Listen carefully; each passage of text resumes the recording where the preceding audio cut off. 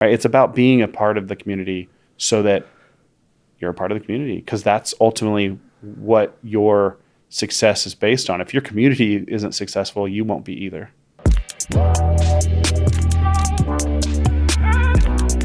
I don't throw darts at a board. I bet on sure things. Read Sun Tzu, The Art of War. Every battle is won before it's ever fought. Think about it.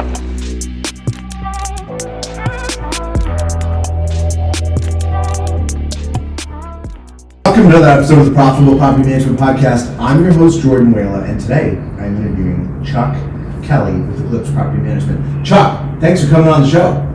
Thank you. Thanks for having me. Chuck, for those that don't know, tell us a little bit about your background. What market are you in? How many units are you managing? What's your background? How did you get into property management? Well, that's actually a really long answer. So I own Eclipse Property Management. We have about 530 doors, 540, something like that. We're located in Colorado. We have 4 locations. Our primary office is Alamosa, Colorado, which is kind of a small town. We have an office in Grand Junction, Colorado, and then Salida and Buena Vista, all in Colorado. And that's the answer to where are we at now, but how we got to where we are is much more complicated. I was in the Marine Corps in combat, and then I moved into law enforcement. I was a cop and a detective, and decided I didn't want to do that anymore because my little girl would grab my leg and she'd say, "Go catch bad guys, but be careful, okay, Daddy?" And she'd break my heart like every time I go to work. And I'm like, I'm young enough to change careers. And I had this bright idea that I was going to go to law school. And the local district attorney is like, "Yes, get your law degree and you're hired." So that's what I was going to do. And then that was the plan. I even went to law school classes and like sat in on some. I was ready to do that. And then my mother-in-law died. And we had bought her a house to live in. And all of a sudden we had this extra house we didn't know what to do with. So I called the local property management company that we had rented from, we had bought the house from. Like we knew them as a little real estate company. And we said, "Hey, will you manage this house for us?" And they said, "No, we're not taking on new clients because our property manager just quit. But you'd be great at it. Why don't you come work for us?" And I'm like, "Yeah, I could do that. My wife's finishing her teaching degree. I'll go do that." So I go into it. I thought I'd do it for a year or so. I went in and loved it. Like all the law enforcement background, dealing with difficult tenants and people, all the legal parts that I loved, like leases and stuff, which was very similar to the law school part. It kind of met all my goals, and I realized I was pretty good at it. So I worked there for 6 years, and it took me that long to convince the owner to sell me the company.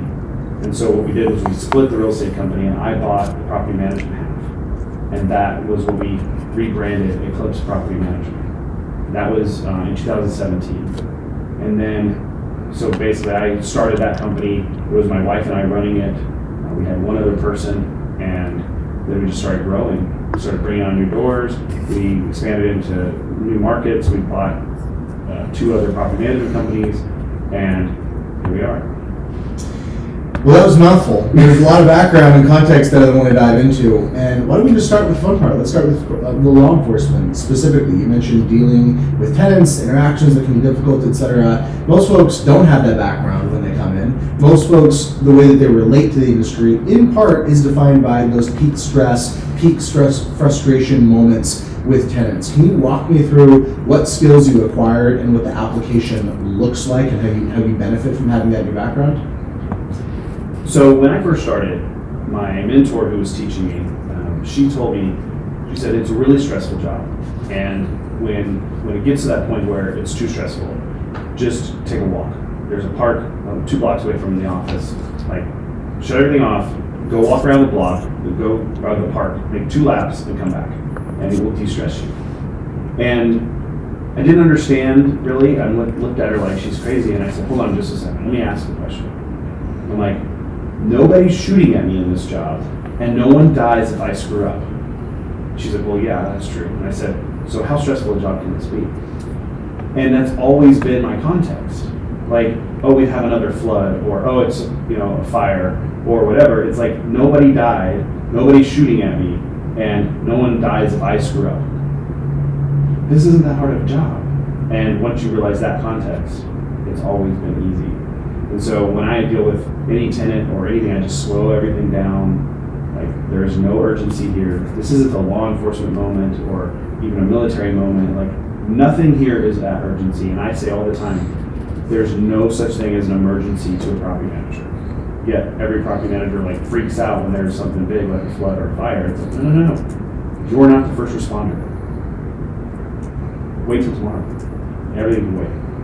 And so that background of the military and law enforcement really helped me see that perspective. And so I've never thought it was a very stressful job, and yet everyone else, is always kind of telling me how it is. You have staff members obviously don't have that training, so what does it look like in practice, you putting those skills to bear on a situation that is going sideways? So I tell them the same thing. I'm like, look, no one's shooting you, and no one dies when you screw up. So take something and slow it down. And I always tell them, just slow the situation down. Even if it's a mad owner, if it's a mad tenant, whatever, just be like, let me do some research, let me figure this out, let me make some phone calls, and I'll call you back. And if you can just get them to put that break in there, that pause, then they will calm down, and then the next time you talk to them, everything will be much better. And then you can be the person who says, hey, I've solved your problem, here's the answer. And that's always done really well. And so it's just something that I talk to my team about. And once I can get them to understand that mindset, then it's no problem. It's like I trained it into them, even if it's not them going into the military or law enforcement. It's just showing them that they don't have to be stressed out.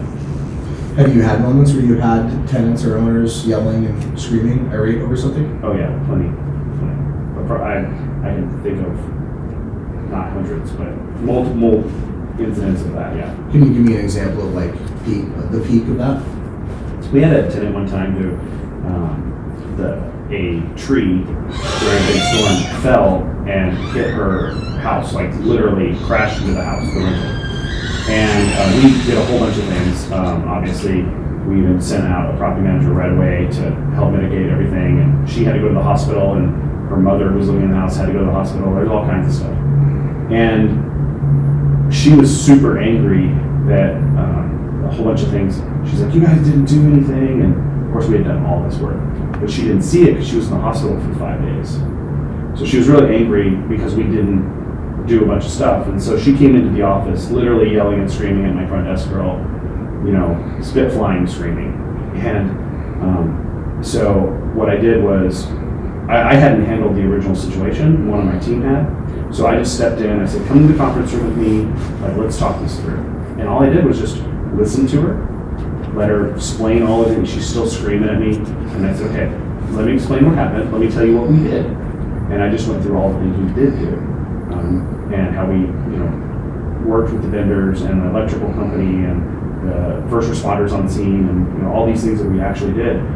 And at the end, she came out of that meeting literally hugging everyone, like giving my front desk guy a kiss, like on the cheek. She's like, oh, I love you guys so much. And everybody was like, you went into that meeting and she was literally spit flying mad, and you came out of it and she was, giving everybody hugs. What did you do? And I'm like, all I did was listen to her and then tell her why she was wrong in a very polite way.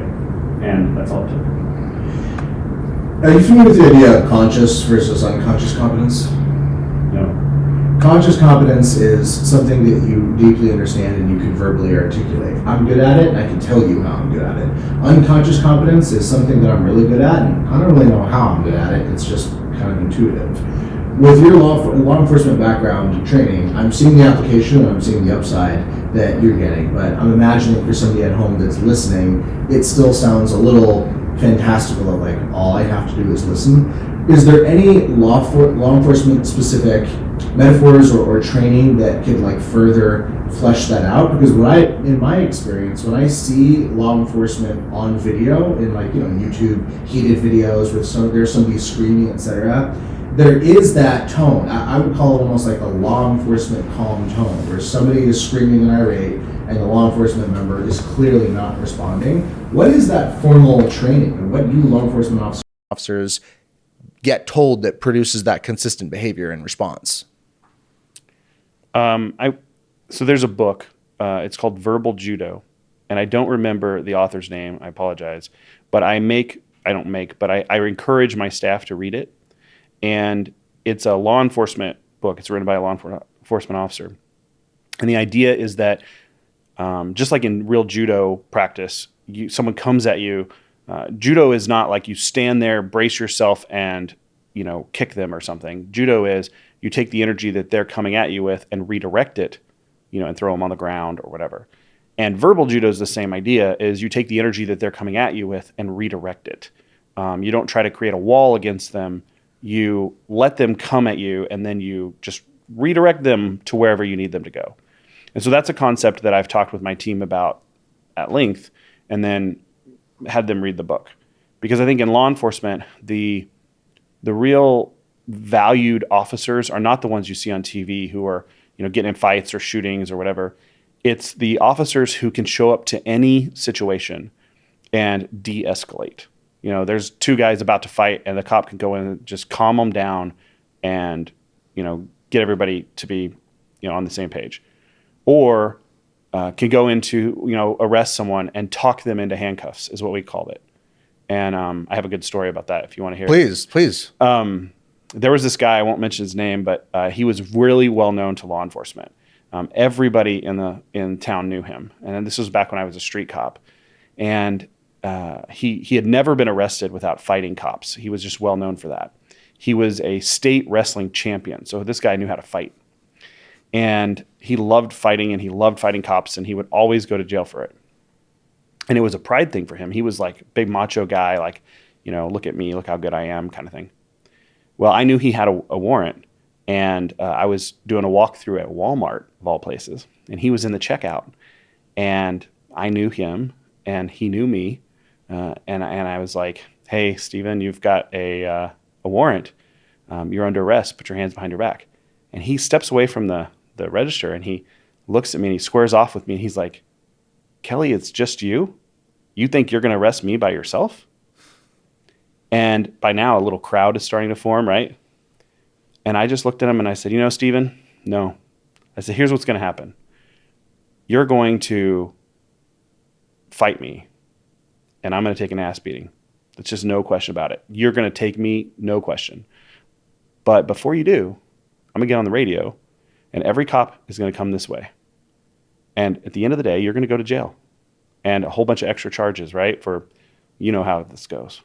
I'm like, or you can just put your hands behind your back. We'll go out to the car. I'll take you to jail. You'll bond out in an hour. Like, your choice. I'm willing to take the beating you're going to get me because I know I can't take you. Your call. And he's like, Kelley, you're a stand-up dude. And he turned around and put his hands behind his back.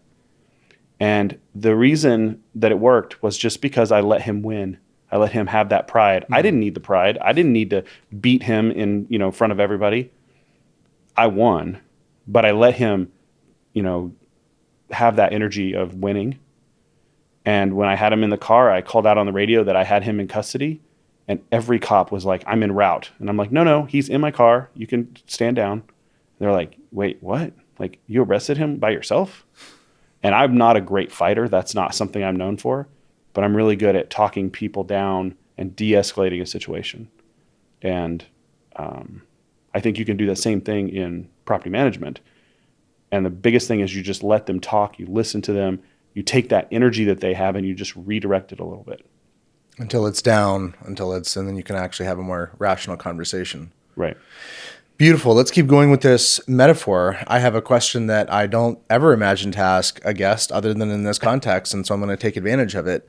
Firearms, leasing agents, people that are going in homes, people that are doing inspections in asset classes and neighborhoods and locations where there's a real intangible threat. It's scary, Chuck, every once in a while to see that somebody died, somebody got taken advantage of, somebody was put in a situation. And as an employer, I cannot imagine what that feels like to have sent someone somewhere and to see something horrific happen to them. What are your thoughts and your opinions on maintaining physical safety for people that are going into occasionally unsafe places? So we're all located in Colorado, which is very much a gun-friendly state. You can carry a firearm to the grocery store as long as it's open. Anyone can. Even if you're not from Colorado. And you see that all the time, especially in hunting season. It's a normal thing for us. Firearms aren't weird. They're just part of life. And so if any of my people want to carry a firearm, I let them. It's fine. They're welcome to do that. They just need to have a concealed weapons permit, which anyone can get. It's super easy. I have mine. My wife has hers. Our best friend has one. Like, it's just a normal thing where we're from. And if they want to carry a weapon, then they're welcome too. I personally don't anymore. This is a personal choice for me. When I left law enforcement, it's really hard to turn that switch off and stop being a cop. And one of the ways that I did that was I said, I'm going to stop carrying a gun, because I had carried a gun in the military, my entire law enforcement career. And it was like the thing that made me a cop, if you will. And I said, I'm going to turn that off. I'm going to stop carrying. And so I did. And I've never felt like I was in a dangerous place or a position, but I can also handle myself pretty well. So I never really worried about it.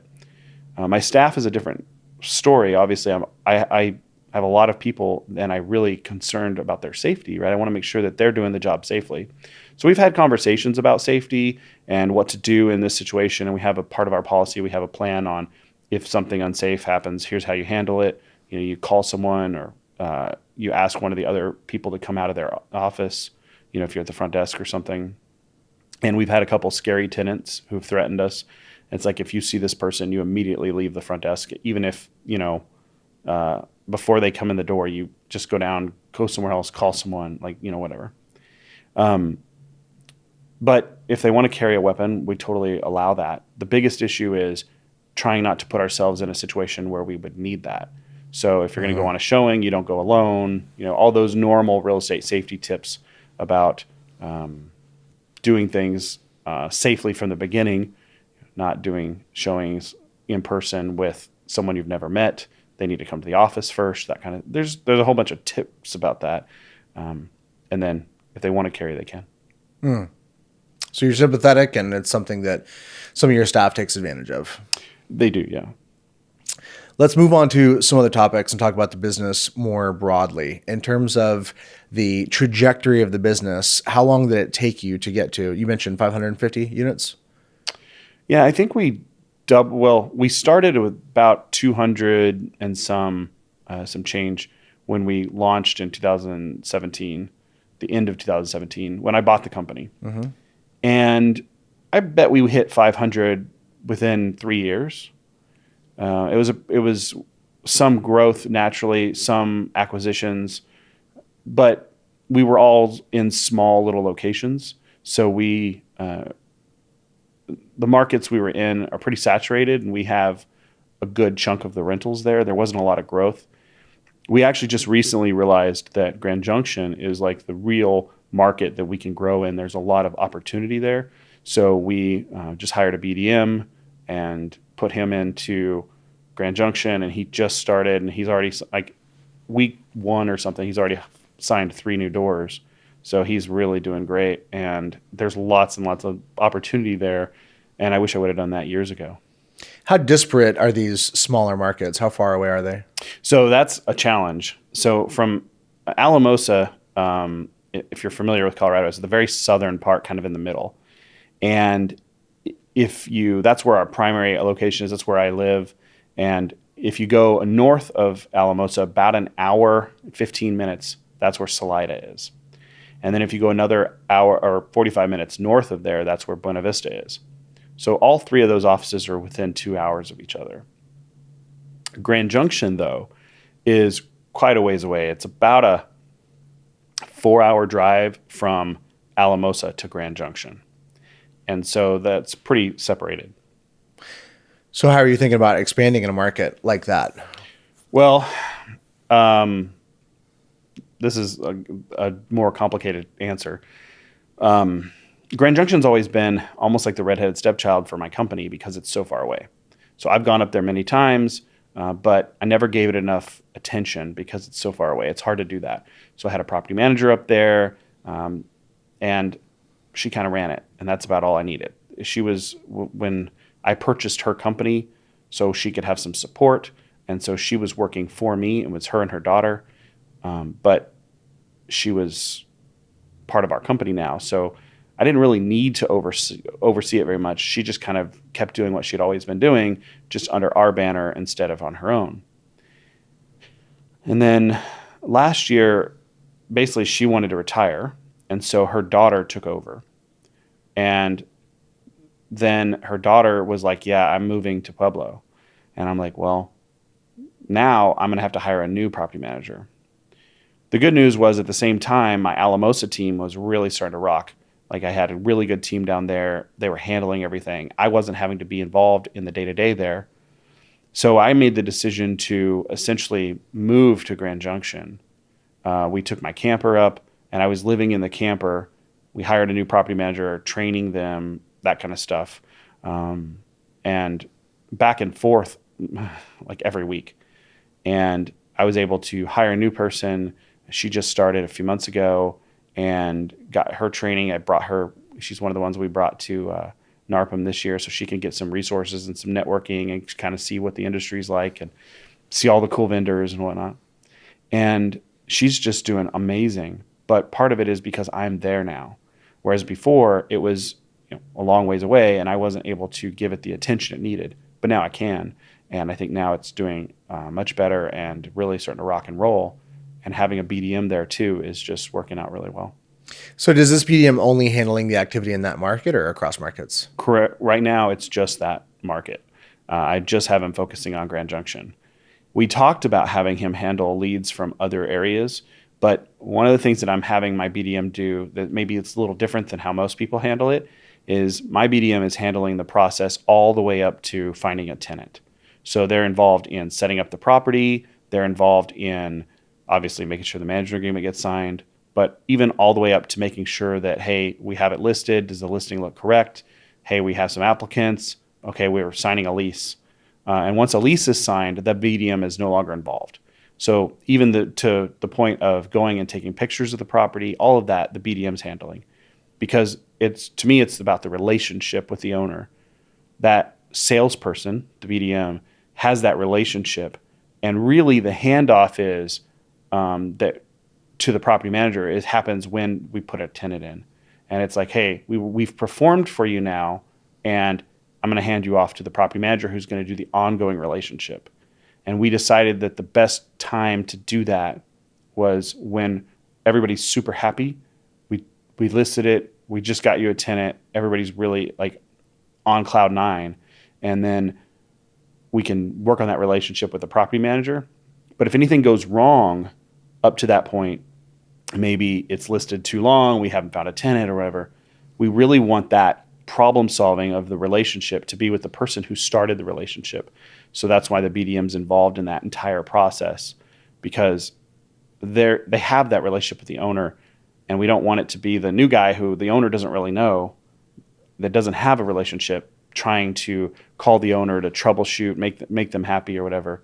So it doesn't make sense for the BDM to be in a market that's 4 hours away, because they need to be in the property, they need to be taking pictures, they need to have that relationship. So we're not letting him handle leads for other markets yet. So do you anticipate scaling and keeping that model the way that it is, even past the point of that market being at some modicum of scale? So yes is the short answer. This is the test, right? If this goes really well 6 months from now, we're like, man, this is working exactly like we thought, then the plan is to hire another BDM, because that other BDM could probably handle Alamosa, Salida, and Buena Vista. That's all within an hour and a half drive or so. So really those relationships could exist. And I think you could have two BDMs for the two primary markets. And I think that would be very successful.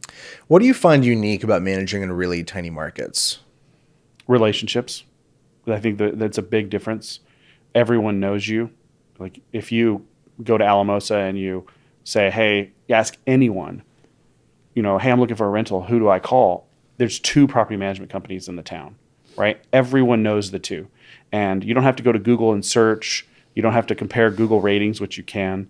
We're the best, by the way. But the truth is just everybody knows them.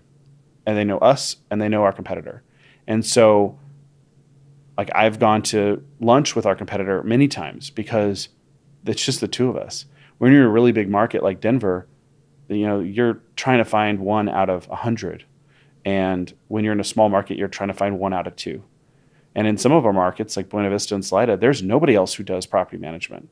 So you have to be good, and you have to have that relationship with the owner, because you're going to see them at the grocery store, that kind of thing. And I think it's really important. And I think our model, it's literally in my mission statement, it's about building real relationships.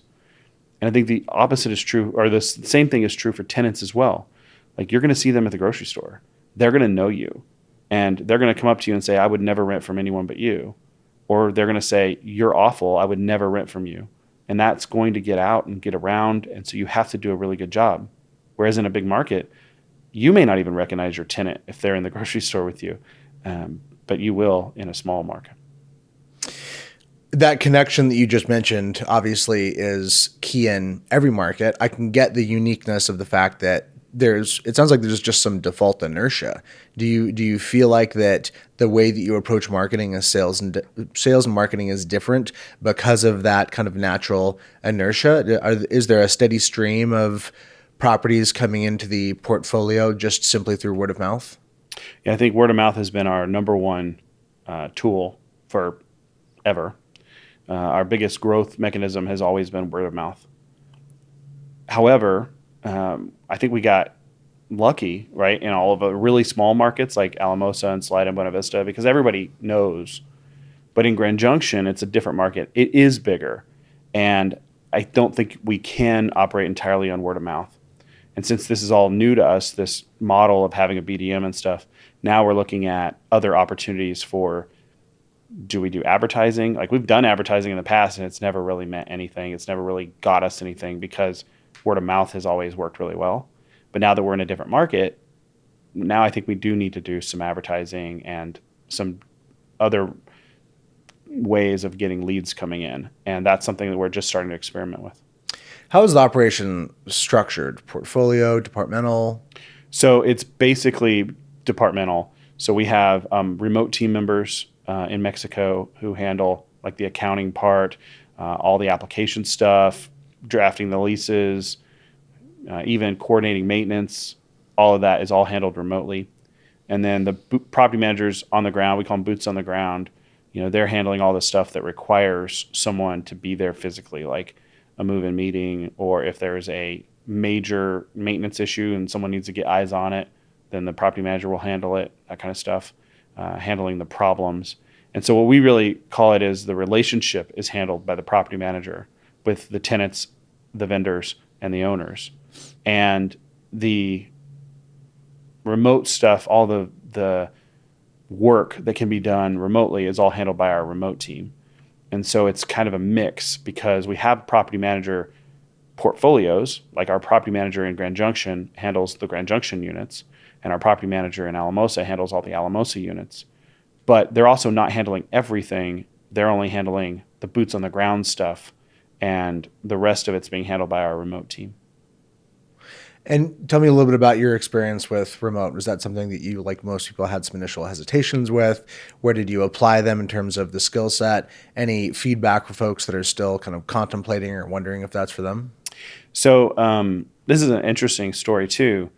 So I was really apprehensive about remote team members. Years ago, I was just like, no, it's never going to work as good. I was just like everyone, right?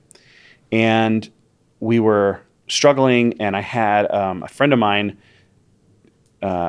came out, and he looked at my business and my model and just gave me some, outside the box, not involved in the company advice.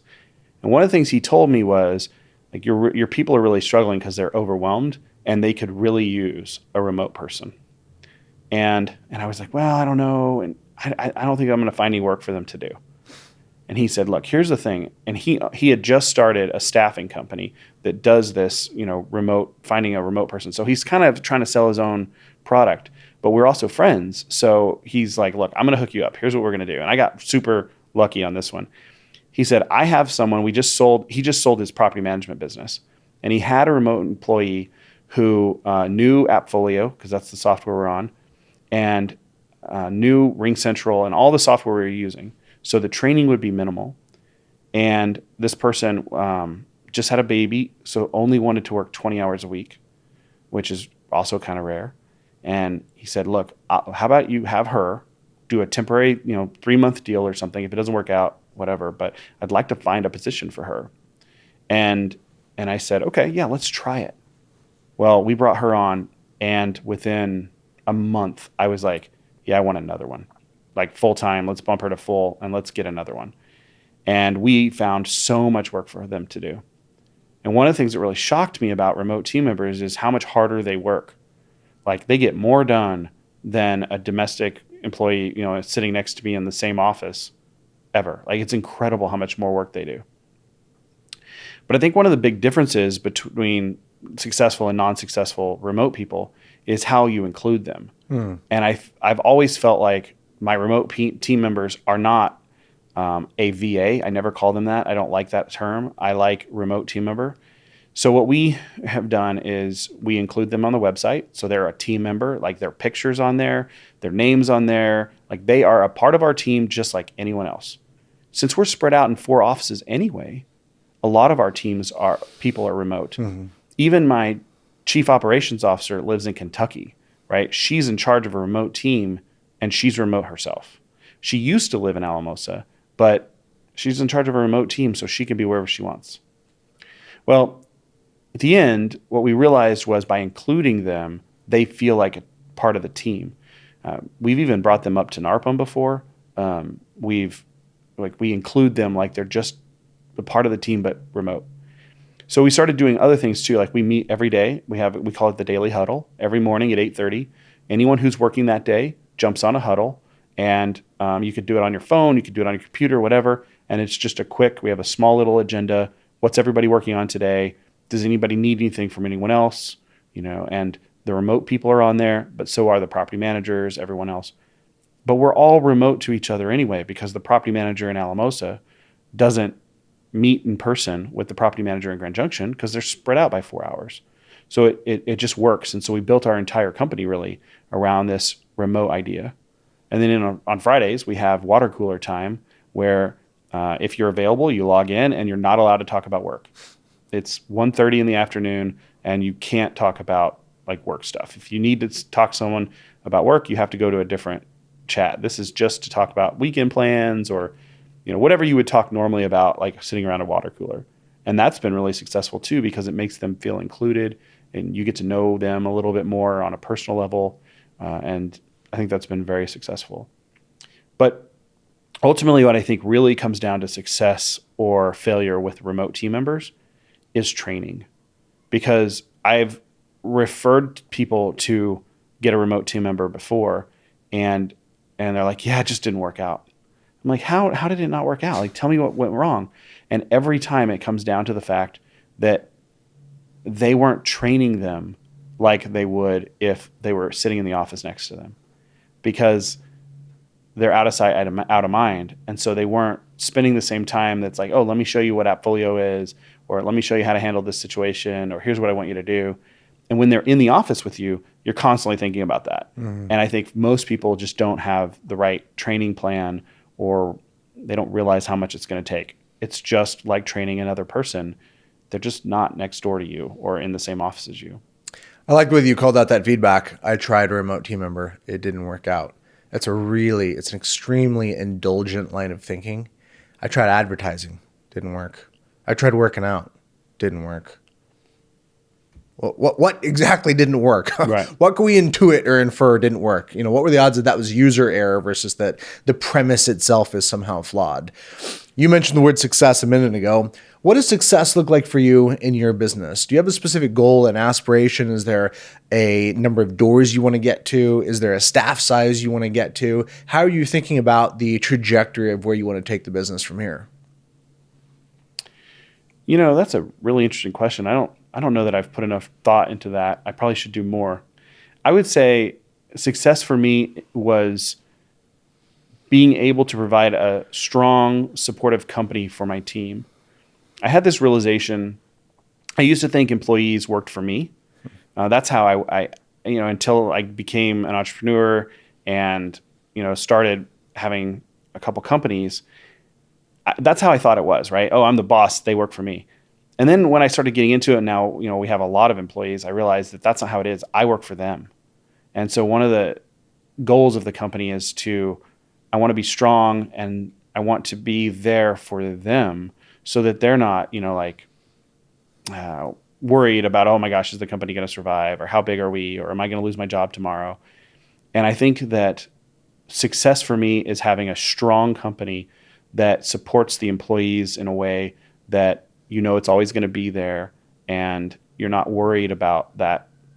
I'm not at all, but I want it to feel like very strong and supportive. And then the other piece to success for me is that I wanted to get out of the day-to-day and be able to work on the business and not in the business. And part of that was having great team members. And we're getting to that point right now where, like, for example, in Alamosa, I have such a great team there that I don't have to do the day-to-day. When there's a problem they don't know how to handle, they'll call me and say, Chuck, I need some advice. How do you do this?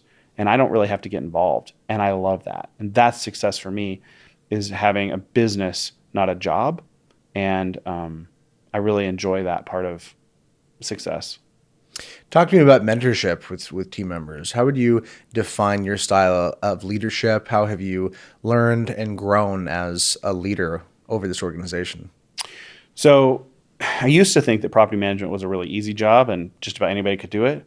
And that's not the case. And I think one of the things that we learned was that the most effective tool for training a new property manager was just to put them with me. And so I would share my office, and we redesigned my office so there were 2 desks, and the property manager who was training is there. And I'm like, okay, I'm going to let you handle this situation, but I'm still present. And just being right there, so that they might be on the phone with an owner and they get off the phone, and I'm like, okay, let me tell you a couple things. Let me give you a couple points you could have done different. Or, you know, there's a maintenance issue and they'll just turn around and say, hey, Chuck, what would you do in this situation? I don't know how to handle this. And by having that connection of being right in the same room, it really speeds up the experience piece, which I think is what most property management is. It's just having the experience and the comfort level so that you're able to handle those different situations. And the training piece is just being available right there. And where you can, even when I'm sitting there working on email or something and they're on the phone, I'm still listening to them. I can still hear, and I can be like, yeah, okay, let me give you a couple pointers or tips or whatever. And you can just help guide them through the getting experience so it's less painful. Let's talk about property management as a career. My experience is that a lot of PMs, the way it's discussed, a lot of company owners, when they're informally, casually, not trying to sell it, but discussing the role, don't do a great job of selling it. It's not described in terms that would make it sound like a compelling or an interesting career. It does sound more like a job that have quite a few challenges, and yeah, somebody could figure it out. But a career is something that to some degree is rewarding for its own sake. It has trajectory, there's pride, etc. How would you sell or pitch the extent to which somebody can have a fulfilling and a rewarding career in property management? That's a great question. I don't know. I think for me, most of the property management job is how different it is, how challenging it can be, but also how rewarding it can be. I love helping people. It's one of my favorite things. And so when you can help people find a home and help them, you know, find a great place to live, and then also help them keep it nice. Like, I won't manage properties that are ghettos. My rule is I won't manage a property that I wouldn't live in. And I tell all my people that if you wouldn't live here, don't bring it on. Like, I'm not saying it has to be big enough or anything, but if it's nasty, like, we're not managing it. Like, I'm not putting my name on it, and you shouldn't either. And I think it's nice to be able to help people find good houses and keep them nice and have that relationship. And I want you to be, you know, nice enough, if you will, with your tenants where when you see them at the grocery store, they're like, hey, how's it going? You know, you're my property manager. And I think that is rewarding because you establish those real relationships, and you can be the hero, you know, with the cape who swings in and says, oh, you have a big water leak? Let me fix that. You know, I'll get my guys out there right away or whatever. And you can be the superhero. And I think that once you get enough of those under your belt where you've been the superhero a few times, it becomes a very rewarding job that can turn into a career. I've never really thought about how to pitch it as a career, but I think most people who get into property management either get in and get right out because it's too stressful, or they don't like it, or what they don't know how to do it, or they, we're really trying to get into real estate sales and we'll do this on the side and they're not good at it. Or, it's, if you look at like NARPM, you look at all the people here, it's the same people over and over again, right? And it's like, oh, that guy's been doing it for 20 years, or that guy's been doing it for, 14 or whatever. And you realize that it is a long-term thing. It's either you're in and out or you're in it for a really long time. And I think it's because you can make good money in it, and it's also very rewarding, and you can get that sense of purpose and pride from a job like that. I can hear your connection to the community coming through. How do you think about a property management company's impact and connection to its local community? Well, I think you're providing a really important service because you're connecting people with a place to live, right? That's ultimately a huge thing. Everyone needs a place to live, and they can either live in the ghetto with the guy who doesn't know what he's doing, doesn't know the law, goes in and throws all your stuff out on the lawn if you don't pay your rent because he doesn't know that's illegal, right? Or turns off the water because you're a day late on your rent because he doesn't know that that's illegal, that kind of stuff. Or they can have a really great relationship with their property manager, and you can help find that perfect place for them. And I'm not saying it's always going to be that way, right? We have all had those tenants that don't see you as their superhero. But at the end of the day, you're providing that service. And I think being an active part of the community is a very rewarding thing. For example, our community is very small. We have this thing called Summerfest every June where it's like, the big park in town has like a whole bunch of booths where, people have food. And it's almost like a little carnival, or carnival is not the right word, but it's almost like a